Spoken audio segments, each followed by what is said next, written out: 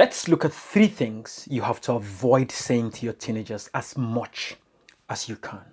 Number one, why can't you be like your brother, your sister, the kid down the road, or your friend? Why can't you just be like them?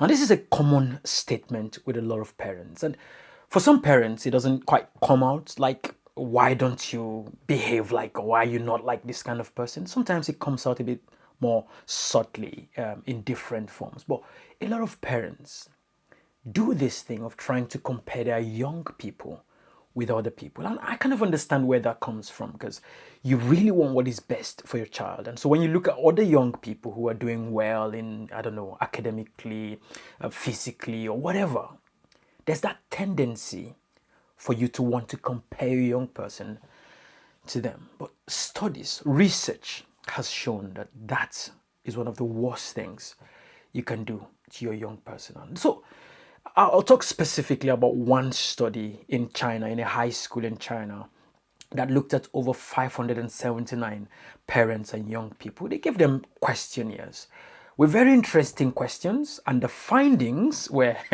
in my opinion, equally as interesting. So the teenagers completed questionnaires about how often their parents compared them to other children, how often they compared themselves with classmates they thought were doing, in quote, better than them, how they felt about themselves. I mean, their self-esteem, how confident they were about themselves, and whether they generally had a positive or optimistic outlook on life. Now, the findings. The first thing was that teenagers whose parents regularly compared them to other children were much more likely to start comparing themselves with their peers. So, because they saw their parents comparing them to other people, they thought it was the pattern, and then naturally they start comparing themselves to other children. In other words, when parents kept saying things like, why can't you be more like, your cousin or the guy down the road? Or look how well your friend is doing. Many teenagers began looking around and constantly measuring themselves against other teenagers. The study also found that teenagers who were naturally more optimistic coped better. In other words, teenagers who naturally had a positive outlook to life kind of were able to, shake off that feeling. But teenagers who looked at life a bit more differently had that pressure on them a lot more.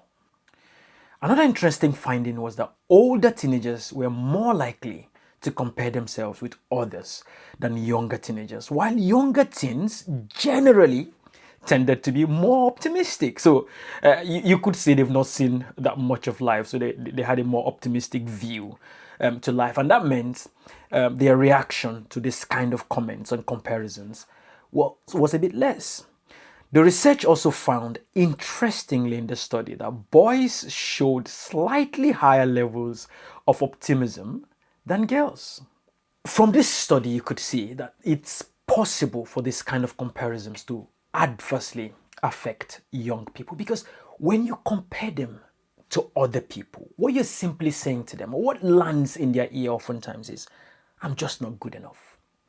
And so that can trigger different reactions and different impacts on your young person. One very serious impact is the impact it has on their self-esteem. So if they have this feeling that they are just not good enough, that's going to show forth in everything they do. When they are confronted with challenges, it develops into this view that I'm just not good enough. I'm not going to be able to do it. And that affects their confidence, affects the kind of things they try to attempt in life as they grow. That's not the kind of adult you want your young person to grow into. So as much as we can, you need to avoid this kind of question. So instead of saying things like comparing them to other people, what you want to do is to compare your young person's condition or situation or position today to what it was yesterday or a couple of days ago.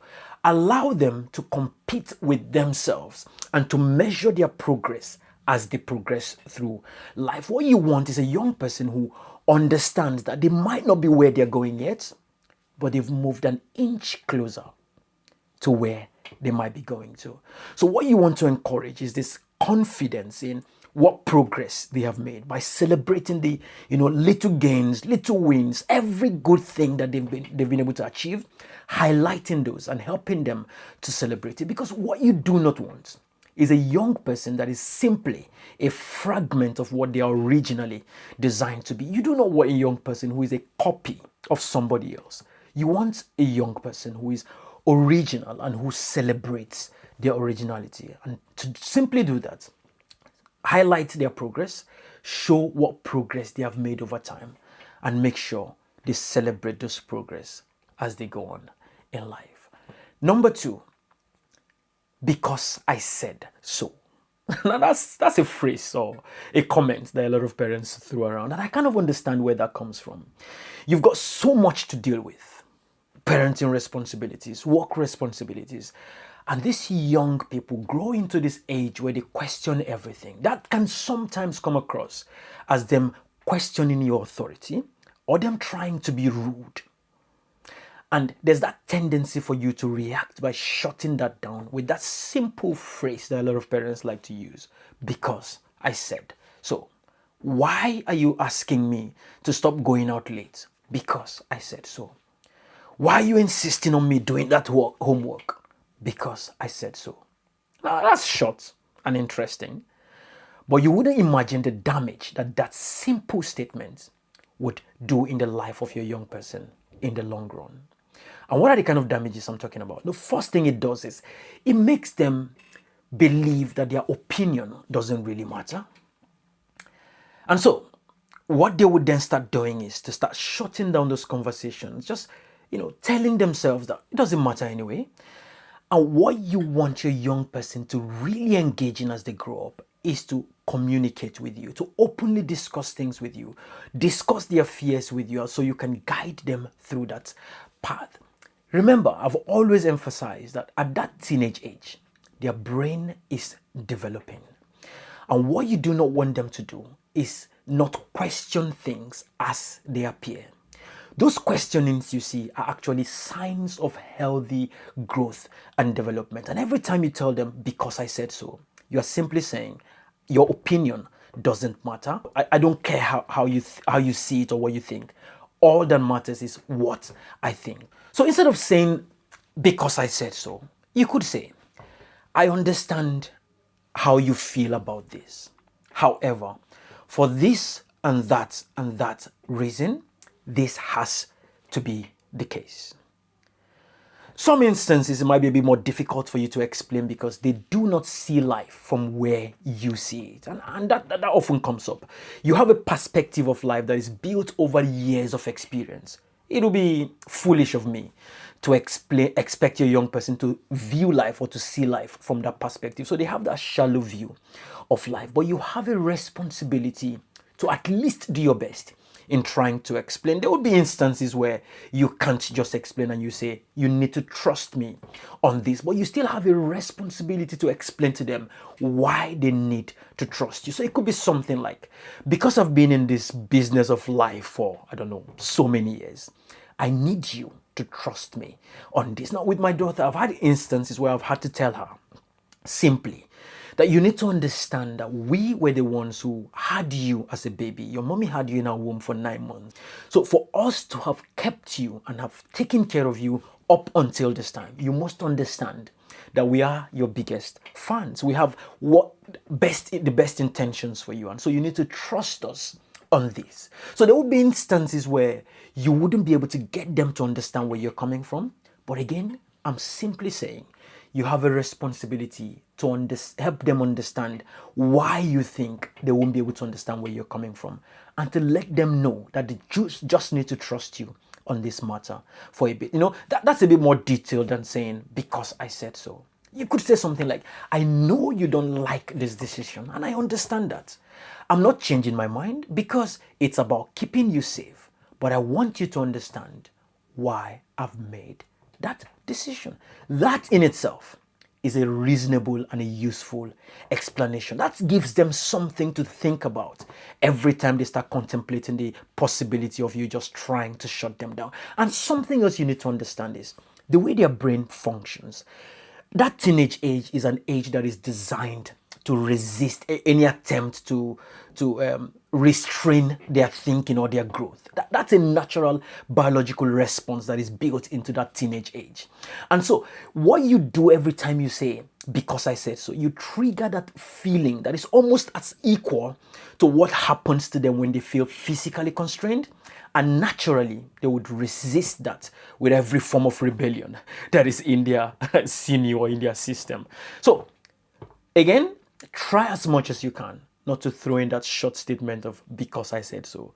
Always back it up with some reasoning behind because I said so. Number three, telling your young person to stop acting like a baby or toughen up, or the most annoying one, boys don't cry. Yeah, boys cry. And trust me, if you allow that boy to cry now, it might save you more serious problems in the nearest future. I've said it before and I'll say it again. That teenage age, research has shown that is the age where most people pick up their mental health problems. And so trying to tell a young person that expressing their emotion is a sign of weakness is a huge disservice to development. Do not forget that emotion is the body's natural way of managing some of the pressures and challenges it deals with. People do not just cry because they want to cry. Cry is a way of responding to a pressure. It's the body's natural way of mitigating some of the impacts of the pressures of life. And so telling them that it's a shameful thing to respond to those pressures of life by expressing emotion, I do not think is a good way to go. So what you want to do instead is to let your young person understand that expression of emotion is fine, especially with boys. So imagine that pressure is building in that balloon. That's how I like you to picture it. What expression of emotion does is to allow them to get rid of that pressure so it doesn't burst. And every time you tell your young person to toughen up, to act like a man or be a man, you are telling them, one, possibly that their emotion doesn't really matter, or that two, it's a shameful thing to express emotion. Now, neither of those two things would help them in the long run. You could say something like, I can see you're upset. Tell me what's happening. I know this feels very difficult right now, but trust me, I am here with you and we'll get through this together. It's okay to cry. Everyone has feelings every now and then. What really matters is learning how to deal with those feelings in a healthy way. These are more positive ways to help your young person deal with pressure than telling them to shut down in the midst of pressure. Something else you need to understand is you are looking at their problems at your level of reasoning. You've spent several years learning how to deal with situations. And so, what might feel to you as a lightweight problem has the same impact on them as what you think is a serious problem, heartbreak, divorce, whatever you're dealing with, loss of your job, that makes you feel like, yes, these are the things we call problems. The same impact it has on you is what that seemingly tiny thing has on them. And so all you need to do at this point is to understand that this feeling is real. Acknowledge that feeling and then work with them to get through that feeling. What you want to do is to help your young person build true resilience. And that comes in the form of recognizing their emotions, understanding those emotions, and learning to deal or manage with this emotion in the healthiest way possible. Trust me, whatever you think they're going through now, life, as I'm sure you know, gets a bit more difficult, gets a bit tougher. And so rather than telling them to shut down those emotions that might lead to more difficult things like mental health problems, you want them to be able to manage them safely and in the most effective way. So, 3 absolute no-nos for teenage parents. Never compare them to other people. Do not say to them, because I said so. And never minimize their emotions with things like man up, toughen up, stop acting like a child, stop crying like a baby. It's never helpful. I believe you've enjoyed this video and you've learned a few things that would make your parenting experience a lot easier. All I ask of you is to hit the like and the share button. I'll also encourage you to subscribe and follow us, because every week we give you well-researched practical tips that you can apply to make your parenting experience or anything you do with young people a lot easier and more rewarding for everyone involved. Also, I'd like you to leave a comment telling us what things have you seen over the years as the impact of some, of this kind of comments that you've had before in your childhood days. Or maybe you look at some people today and you see some of these things and you say, this might be as a result of what Simeon was just talking about. Let me know in the comment section. But for now, thank you for watching, and I'll see you again soon.